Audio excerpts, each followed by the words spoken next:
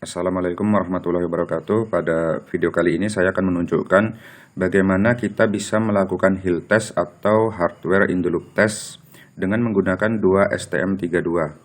Tujuan dari hill test ini adalah untuk memvalidasi firmware yang ada di STM32 F411 yang ada di sini. Firmware yang kita buat di sini adalah firmware untuk single phase active rectifier. Jadi di sini plannya ini juga plan untuk single phase active rectifier. Ini plannya adalah plan virtual atau plan emulator. Tujuan kita menggunakan plan virtual atau plan emulator di hill test ini adalah supaya kita bisa menghemat development time untuk firmware-nya ini, dan juga kita bisa menghemat cost karena kita tidak perlu merakit plan atau bahkan mengorbankan komponen seperti MOSFET atau kapasitor dan lain-lain apabila firmware-nya ini masih belum sempurna dan belum bisa mengontrol atau bahkan kontrolernya tidak stabil. Di STM32 F411 ini di firmware-nya ya, di sini kita lihat ada input ADC dan juga output PWM. PWM-nya 4 channel complementary untuk half bridge. Kemudian yang di inputnya tadi adalah arus IL, induktor, tegangan UDC DC bus, dan juga V-grid. Kemudian untuk plannya juga memiliki input dan output. Inputnya adalah 4 channel PWM untuk virtual half bridge-nya, dan juga outputnya adalah feedback ke sini ke kontrolernya, yaitu untuk arus IL, tegangan UDC, dan juga V-grid. Kemudian STM32 untuk controller dan juga STM32 yang untuk plan ini masing-masing kita konekkan ke ST-Link yang ada di sini. Ini adalah ST-Link versi 2. Sehingga nanti kita bisa memonitor signal yang ada di dalam controller maupun yang ada di dalam plan dengan menggunakan STM32 Cube Monitor yang ada di komputer. Jadi di sini kita perlu membuat dua firmware. Yang pertama firmware untuk controller di STM32 F411 dan juga firmware untuk plan di STM32 G474. Plannya ini saya menggunakan STM32 G474 dikarenakan memiliki DAC ya, DAC channel, dan juga clocknya 170 MHz, jadi cukup cepat sehingga kita bisa menjalankan integrator di plan ini 5 kali lebih cepat daripada integrator di controllernya. Di sini untuk frekuensi kontrolernya adalah 20 kHz. Jadi frekuensi di STM32 G474 di plannya ini adalah 200 kHz. Untuk metode diskretisasinya di STM32 F411 ini kontrolernya saya menggunakan Tastin. Begitu juga di STM32 G474 untuk plannya saya menggunakan Tastin. Karena Tastin ini unconditionally stable ya, jadi tidak crash ketika kita menjalankan hill test ini. Selanjutnya di komputer kita bisa buka STM32 Cube Monitor. Kemudian kita membuat dua flow ya, flow untuk plan dan juga flow untuk kontrol. Di kontrolnya ini yang kita monitor adalah arus I-grid dan juga arus I-ref. Kemudian di plannya ini yang kita monitor adalah IL, arus induktor, UDC, tegangan DC bus, dan juga US prep. US prep ini V-grid-nya. Kemudian kita deploy. Kita buka dashboard, lalu kita start control dan kemudian start plan. Di sini bisa kita lihat bahwa I-grid itu sudah satu fase dengan I-ref.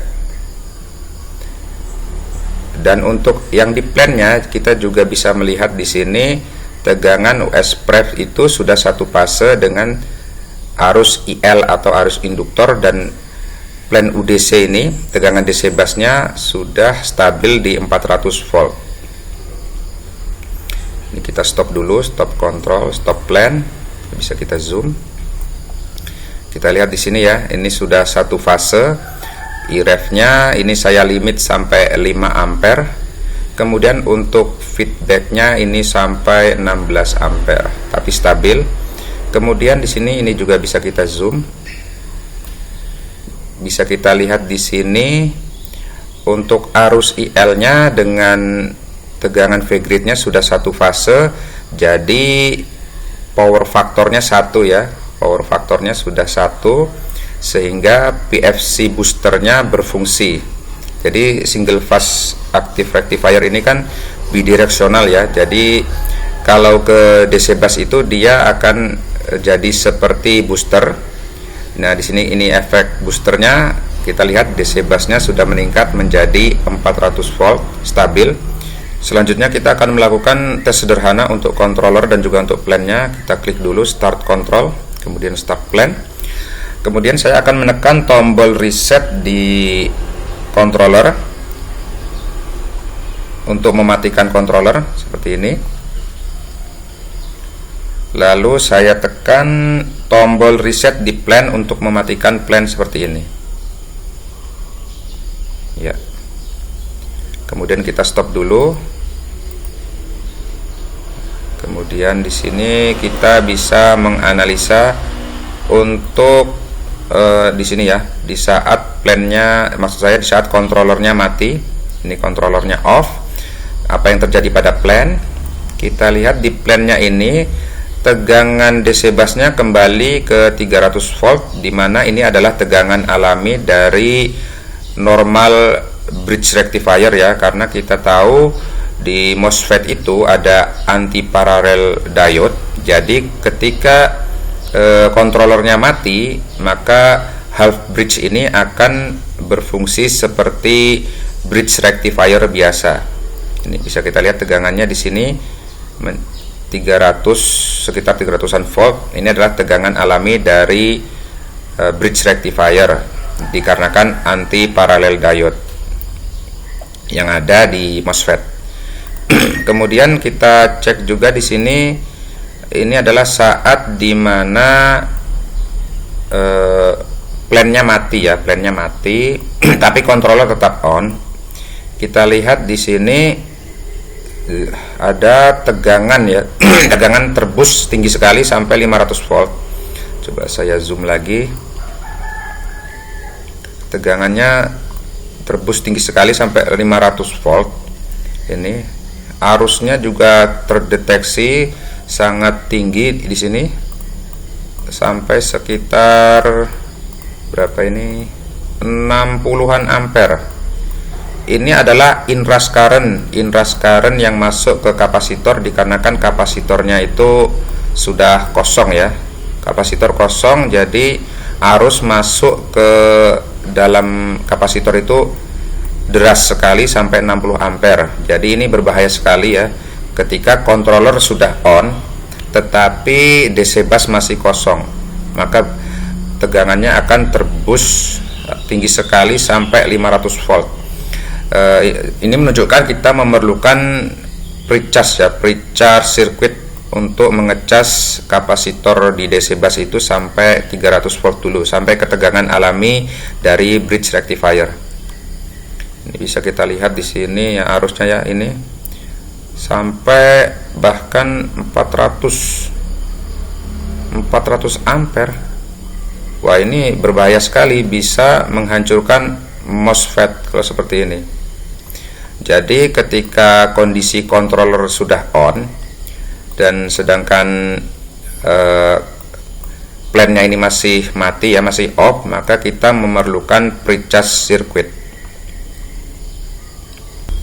Jadi kesimpulannya, hill test ini berhasil kita lakukan.